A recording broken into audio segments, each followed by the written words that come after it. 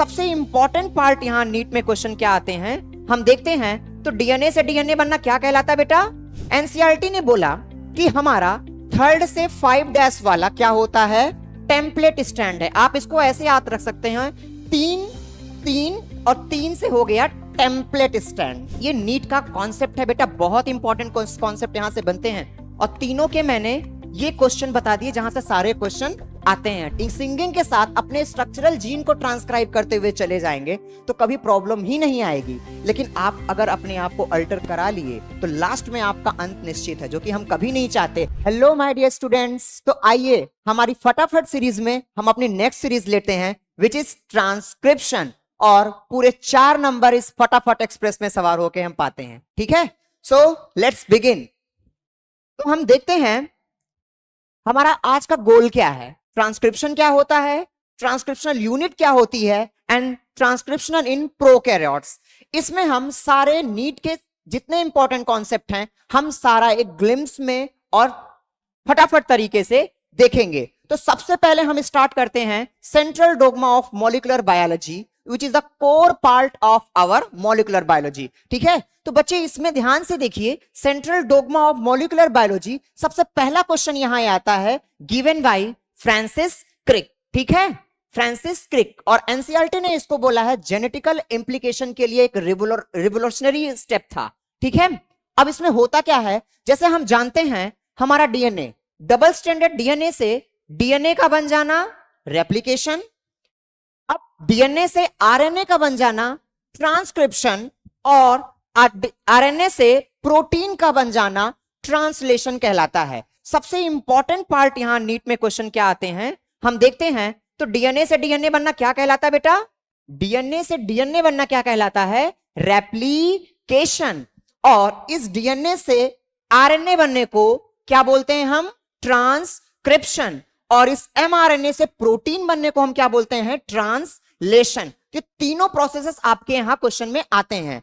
इसमें सबसे important NCERT ने बोला कि कभी कभी आरएनए से कुछ वायरसेस में डीएनए भी बनता है, जिसे हम कह देते हैं reverse transcription with the aid of reverse transcriptase. इतना समझ में आया आपको? ये सारी मॉलिक्यूलर मैकेनिज्म है।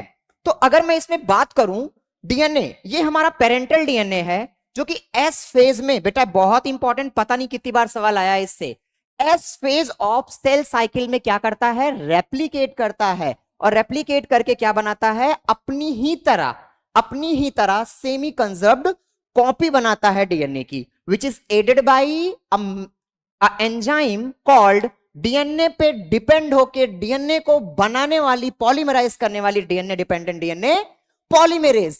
तो सीक्वेंसली अगर हम देखें, डीएनए से आरएनए बनाने वाली क्या कहलाएगी? भाई डीएनए पे डिपेंड है तो डीएनए डिपेंडेंट, लेकिन बना क्या रही है बेटा? यहां पर आरएनए बना रही है, तो हम कहेंगे डीएनए डिपेंडेंट आरएनए पॉलीमरेज। समझ में आया? अब बेटा ध्यान से देखिए, नेक्स्ट पे हम आएंगे तो ये हमारा डीएनए डिपेंडेंट आरएनए पॉलीमरेज हमारा यहां का मेन पॉइंट है जिस पे हमें बात करनी है। अब जब ये प्रोटीन बन जाती है तो आप पढ़े होंगे इसकी फोल्डिंग होती है, फोल्डिंग होके ये फोल्डिंग और मॉडिफाई होके ये प्राइमरी जो कि लीनियर फॉर्म है, फिर सेकेंडरी में भी आप अल्फा हेलिक्स और बीटा प्लेटेड पढ़ते हो बायोमोलिक्यूल्स के अंदर, और ये आफ्टर हाईली फोल्डिंग ये टर्शरी विच इज फंक्शनल। तो क्वेश्चन आता है कि फंक्शनल प्रोटीन कौन सी होती है? Tertiary. And after on quaternary, जिसमें आप अल्फा 2 और बीटा 2 हीमोग्लोबिन वाला पढ़ते हो। ठीक है, सो ये कॉन्सेप्ट भी बहुत इंपॉर्टेंट है, ये मैंने यहां पर ये पूरा बना दिया है। इतना समझ में आया? सो हम चलते हैं अपने नेक्स्ट कॉन्सेप्ट में। अगर मुझे कोई भी काम करना है बेटा तो मुझे यूनिट में करना पड़ेगा, हमें यूनिट में काम करना पड़ेगा ना। तो हमें ट्रांसक्रिप्शन करना है तो हमें एक यूनिट लेनी पड़ेगी, और वो यूनिट हमारी होती है एनसीईआरटी का ये स्पेशल डायग्राम। एनसीईआरटी का ये special diagram which is quite important to you. ध्यान से देखिए इसको बेटा। अगर मैं डीएनए का स्ट्रैंड लूं तो ये 3' और ये 5', क्योंकि ये क्या होता है? एंटी पैरेलल, और ये हमारा 5' और ये हमारा 3' होता है। इतना समझ में आया? एनसीईआरटी ने बोला कि हमारा 3rd से 5' वाला क्या होता है? टेम्पलेट स्टैंड है। आप इसको ऐसे याद रख सकते हैं, 3 3 और 3 से हो गया template stand. And on the contrary इसका अलग वाला बेटा 5 वाला और 3 वाला क्या हो गया? हमारा कोडिंग।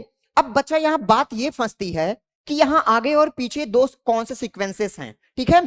तो ध्यान दीजिएगा, जिस हमारे सारे रेफरेंसेस, हमारे ट्रांसक्रिप्शनल यूनिट के जितने रेफरेंसेस लिए जाएंगे वो सारे कोडिंग स्ट्रैंड को लिए जाएंगे। ये मैं नहीं, ये एनसीईआरटी बोल रही है कि सारे कोडिंग रेफरेंसेस ये सारे कहां से लिए जाएंगे, कोडिंग रेफरेंसेस से लिए जाएंगे, डीएनए के कोडिंग स्ट्रैंड से लिए जाएंगे, ठीक है। अब ध्यान से देखिए, इसका 5' यहां पर है, 5' यहां पर है, तो मैं अगर 5 को लिखूं तो मैं क्या लिखूंगा बेटा, 5 लिखूंगा। यहां पा आया, पा मतलब प्रमोटर, और 5 वाले के पास हमारा क्या आ गया, प्रमोटर। तो बेटा ये ध्यान दीजिएगा, कोडिंग पे 5 है तो यहां प्रमोटर लगा देंगे, और अगर हमारा इसका अंत हो रहा है, क्या हो रहा है, अंत, ता मतलब 3', ठीक है। और आप फिजिक्स में पढ़े होंगे, ये हमारा अपस्ट्रीम होता है और ये हमारा डाउनस्ट्रीम, ठीक है, बोट वाले क्वेश्चंस में। तो उस बेसिस पे अगर मैं बोलूं तो प्रोमोटर हमारा क्या हो गया, ध्यान से देखिए, प्रोमोटर हमारा क्या हो गया, जहां से प्रारंभ हो रहा है, किसका प्रारंभ हो रहा है, ट्रांसक्रिप्शन का, कौन से डैश पे, 5 एंड पे, और क्या बोलेंगे बेटा, अपस्ट्रीम पे, अपस्ट्रीम पे किसके, स्ट्रक्चरल जीन के। और एनसीईआरटी ने बोला प्रमोटर और टर्मिनेटर को फ्लैंक करता है, फ्लैंक करता है, क्या फ्लैंक करता है, हम बोलेंगे हमारा स्ट्रक्चरल जीन। ये भी कॉन्सेप्ट आया हुआ है, तो आपको ये समझ में आया। अब बेटा एक क्वेश्चन ये आता है, अगर मैं इस प्रोमोटर को स्विच कर दूं टर्मिनेटर के पास तो क्या होगा, हम कहेंगे सर पोलैरिटी चेंज हो जाएगी। एनसीईआरटी ने कहा कि पोलैरिटी रिवर्स्ड हो जाएगी, क्या हो जाएगी, रिवर्स्ड हो जाएगी। तो नीट में एक बार क्वेश्चन आया था, इस प्रोमोटर को टर्मिनेटर के पास कर दिया था और बच्चे बहुत कंफ्यूज हो गए थे और एबीसीडी कर दिया था। तो ध्यान दीजिएगा, हमारा सारा कोडिंग रेफरेंसेस कहां से होता है, हमारा डीएनए के कोडिंग रेफरेंस से हम क्या देखते हैं, प्रोमोटर का पोजीशन देखते हैं। और एनसीईआरटी ने इसके बारे में कुछ अच्छी बातें बोली है, आइए देख लेते हैं। उसने बोला डीएनए सीक्वेंस प्रोवाइड करता है क्या, binding site of RNA polymerase, मतलब हमारा DNA dependent RNA polymerase work कहां करेगा, जहां पे प्रमोटर देखेगा। और presence of promoter defines template and coding strand, हमारे टेम्पलेट और कोडिंग स्ट्रैंड को कौन दिखाएगा, प्रमोटर की पोजीशन। अगर मैं स्विच कर दूं प्रमोटर के स्ट्रैंड को स्विच कर दूं तो पोलैरिटी ऑल्सो रिवर्स्ड। ये नीट का कॉन्सेप्ट है बेटा, बहुत इंपॉर्टेंट कॉन्सेप्ट यहां से बनते हैं, और तीनों के मैंने ये क्वेश्चन बता दिए जहां से सारे क्वेश्चन आते हैं, ठीक है। अब मैं बात करूंगा, यहां मैं आपको एक क्वेश्चन देके जा रहा हूं कि रेप्लिकेशन में हमने पढ़ा हमारे दोनों स्ट्रैंड काम में आते हैं, बट ट्रांसक्रिप्शन में लोचा है। लोचा ये है कि यहां पे खाली एक स्ट्रैंड ही काम में आता है, ऐसा क्यों, आप खुद बायोटेक में इसको पढ़ेंगे, ठीक है। सेकंड, आइए अब अगला चलते हैं कि ट्रांसक्रिप्शन इन प्रोकैरियोट कैसे हो रहा है। और ध्यान से देखिए, मैं आपको यहां पर एक चीज और ऐड किया हूं कि जो हमारा डीएनए डिपेंडेंट आरएनए पॉलीमरेज है, ये प्रोकैरियोट में कहां होता है बेटा, हम जानते हैं साइटोप्लाज्म में। मतलब एनसीईआरटी ने लिखा सेम कंपार्टमेंट, बट इसको यूकैरियोट्स में क्या लिखा गया, यूकैरियोट्स में लिखा गया कि न्यूक्लियस में होता है, क्योंकि वहां पर वेल डेवलप्ड न्यूक्लियस है, आपको पता है, हमने आपको पढ़ाया हुआ यूकैरियोटिक में। तो यहां पर डिफरेंट कंपार्टमेंट है, कंपार्टमेंटलाइजेशन इज डिफरेंट, ये ध्यान रखिएगा, ठीक है। सो और एक चीज और अगर मैं इस पे बताऊं आपको, अब मैं बात करता हूं इसको ये आपने समझा, ये समझा। अब बात करते हैं ट्रांसक्रिप्शन इन प्रोकैरियोट्स की, ठीक है। तो हम क्या देखेंगे, हम देखते हैं ये हमारा 5' सर, इसका मतलब 5 है, मतलब ये हमारा यहां पर प्रमोटर होगा। तो देखिए ये प्रमोटर लगा हुआ है। अब बेटा कोई भी चीज की हम लाइफ की शुरुआत कैसे करते हैं, हम जब प्रिपरेशन कर रहे होते हैं तो हमारे अंदर बहुत एक्साइटमेंट होता है, हम बहुत इंथुजियास्टिक होते हैं कि हम करने वाले हैं, और हम सिंगिंग करते हुए सिंगिंग के साथ अपनी लाइफ को इनिशिएट करते हैं। तो बस आप इतना जानिए कि एक इनिशिएटर फैक्टर है जो कि क्या कर रहा है, सिग्मा मतलब सिंगिंग कर रहा है, हंसते हुए इनिशिएट कर रहा है लाइफ को, इनिशिएट कर रहा है लाइफ को। और जैसा कि आप यहां देख रहे हैं, ये सिग्मा फैक्टर, ये प्रोमोटर पे ये सिग्मा फैक्टर लगा हुआ है, और किस पे, आरएनए पॉलीमरेज को, जो इसको पूरा कंप्लीट होलो एंजाइम बना रहा है, याद आया। अब इतना ध्यान से आपको दिखा डबल हेलिक्स पे, तो ये है, ये इनिशिएशन था आपका। अब जैसे जैसे ये आगे बढ़ता जाएगा, हमारा ये नेसेंट आरएनए हमारा बनता हुआ चला जाएगा। और जैसे जैसे हमारी प्रिपरेशन आगे बढ़ती जाती है, हमारा इंथुजियास्टिक, हमारा सिंगिंग घटती चली जाती है, हटती चली जाती है हमसे। और क्या ये जरूरी है? नहीं। फुल ऑन जर्नी में हमें कंसिस्टेंट रहना है, अपने सिंगिंग के साथ हमें आगे बढ़ना है। लेकिन हम यहाँ क्या करते हैं, चलते हुए रास्ते में हम क्या कर देते हैं, उस सिग्मा फैक्टर को ही हटा देते हैं, और लाइफ हमें कहां लेकर गिरा देती है, एक अलग लेवल पे ले जाके गिरा देती है जहां पर हम नहीं जाना चाहते। इतना समझ में आया? ये इलोंगेशन होता चला जा रहा है, हमारा नेसेंट आरएनए बनता हुआ चला जा रहा है। लेकिन बनते बनते बनते बनते क्या हमेशा बनता रहेगा? नहीं। लाइफ में कोई चीज हमेशा नहीं होती, एक समय के बाद उसका अंत हो जाता है। क्या हो जाता है? अंत। और जब अंत होता है तो हम बहुत दुखी हो जाते हैं, जो अंत हमें नहीं चाहिए होता, जैसे जिसे हम बोलते हैं टर्मिनेशन। टर्मिनेशन, रिलीज कर देना। और यहां पर हम रोते हुए आते हैं, रो फैक्टर हमारा आता है और उस सारी गम को क्या कर देता है, खत्म कर देता है। इतना समझ में आया आपको? सो ये था। अब एनसीईआरटी ने बोला कि ये सिग्मा फैक्टर और ये रो फैक्टर ये क्या करते हैं, एसोसिएट होते हैं। क्या करने के लिए? अल्टर करते हैं किसकी? आरएनए पॉलीमरेज की एक्टिविटी को। यह आरएनए पॉलीमरेज आप हैं। अगर आप सिंगिंग के साथ अपने स्ट्रक्चरल जीन को ट्रांसक्राइब करते हुए चले जाएंगे तो कभी प्रॉब्लम ही नहीं आएगी। लेकिन आप अगर अपने आप को अल्टर करा लिए तो लास्ट में आपका अंत निश्चित है, जो कि हम कभी नहीं चाहते। इसलिए कीप ऑन गोइंग रहिए, कीप ऑन गोइंग रहिए। समझ में आया? सो एक चीज ये आपको कॉन्सेप्ट समझ में आया। अब आरएनए पॉलीमरेज के टाइप्स पढ़िए। प्रोकैरियोट वाले कैसे होते हैं? सिंगल आरएनए पॉलीमरेज के बने हुए होते हैं। ध्यान से देखिए, ये सिंपल लोग हैं। सिंपल लोग मतलब ज्यादा तड़क भड़क नहीं चाहते, वो ये सोचते हैं कि जो है बस है यार, आई एम द परफेक्ट, इसमें मैं परफेक्ट हूं। लेकिन यूकैरियोट्स वाले क्या होते हैं? ये थोड़े अमीर टाइप के लोग हैं, इनके 100 अजीब होते हैं। और बेटा यहां नीट का 100% क्वेश्चन आना तय है। सो लिख लीजिए, ये वेरी इंपॉर्टेंट है यहां से सवाल आना। जैसे 3 तरह का यूकैरियोट्स में एनसीईआरटी ने कितना लिखा? 3 टाइप्स के होते हैं, और प्रोकैरियोट्स में 1 तरह के होते हैं। समझ में आया? तो ध्यान दीजिए बेटा, कैसे याद रख सकते हैं? देखिए ई और ये बन गया 3, E3 मतलब यूकैरियोट में कितने हैं? 3 हैं। ध्यान से देखिए, जैसे आरएनए पॉलीमरेज 1, आरएनए पॉलीमरेज क्या बनाता है? RNA, 20s एसआरएनए, 18s RNA and 5.8s RNA. समझ में आया? ये न्यूक्लियोलस में बनता है। याद आया?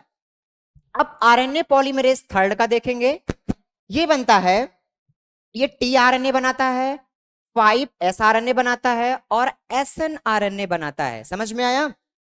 और आरएनए पॉलीमरेज 2nd ये बनाता है बेटा mRNA, जिसे हम HNRNA भी कहते हैं। ठीक है, जिसे हम HNRNA भी कहते हैं। और यहां से 100% क्वेश्चन आना फिक्स है मैच का। सो ये 4 नंबर आपके पक्के होने वाले हैं, इसे पकड़ कर रखिएगा। 4 नंबर की टिकट हमारी फटाफट सीरीज में। समझ में आया? सो ये आपको बहुत इंपॉर्टेंट टास्क आपका, इसमें हमने आपको ये बताया कि क्या क्या इंपॉर्टेंट चीजें हैं, किस किस फेज पे आपको ध्यान रखना है। और ये तो बहुत इंपॉर्टेंट है, यहां आपका क्वेश्चन डन है बेटा। ये थोड़ा ध्यान दीजिएगा कि कैसे ये सारी चीजें आपस में कोरिलेट हो रही हैं, और इसका आंसर हमें कमेंट बॉक्स में जरूर बताइएगा। और ये ट्रांसक्रिप्शनल यूनिट कैसे बनी ये मैंने बताया, कॉन्सेप्ट के साथ बताया। इतना समझ गए आप लोग? और ये आपका पूरा एक जिस्ट था कि हम कंप्लीटली कैसे डिस्कस कर रहे हैं। इतना आपको आई थिंक समझ में आ गया होगा। अब देखें, अगर हम पॉइंट टू बी नोटेड में हमने क्या देखा? हमने ट्रांसक्रिप्शन देखा। क्या देखा? ट्रांसक्रिप्शन देखा। ट्रांसक्रिप्शन में सबसे पहले हमने क्या देखा? उसके एंजाइम्स देखे। बस बेटा ध्यान दीजिएगा, ये एंजाइम्स प्रोकैरियोट में कितने टाइप के हैं? 1 टाइप के। और ये यूकैरियोट में कितने टाइप के हैं सर? 3 तरह के। कैसे याद रखेंगे? RMT। ठीक है, ये बनाता है पॉलीमरेज 1st, पॉलीमरेज 2nd, और ये बनाता है पॉलीमरेज 3rd। 3-3-1R। समझ में? ऐसे याद कर लीजिएगा, ये बहुत इंपॉर्टेंट है। और हमने क्या देखा? मैकेनिज्म देखा कि कैसे ये कंप्लीट होता है। और इस मैकेनिज्म के साथ हमने क्या देखा, ट्रांसक्रिप्शनल यूनिट के बारे में भी देखा, जिसमें आपको 3 चीजें मिलेंगी। कितनी चीजें मिलेंगी? 3 चीजें मिलेंगी। प्रमोटर, स्ट्रक्चरल जीन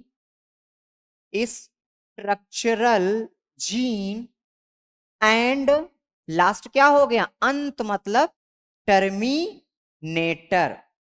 तो बस इतना ध्यान रख के इतना मैंने पढ़ाया और इससे आपके 4 मार्क्स फिक्स हैं। कितने? 4 मार्क्स फिक्स हैं। और डॉक्टर बनने की इस जर्नी में आपको 4 नंबर मिल गया, तो मतलब आप एक नंबर से भी पीछे हैं, तो आप पता नहीं कितनी रैंक से आगे भी बढ़ सकते हैं। सो आई होप आपको ये सारी चीजें समझ में आई और हम इसी कॉन्सेप्ट के साथ आपसे दोबारा मिलेंगे। Thank you.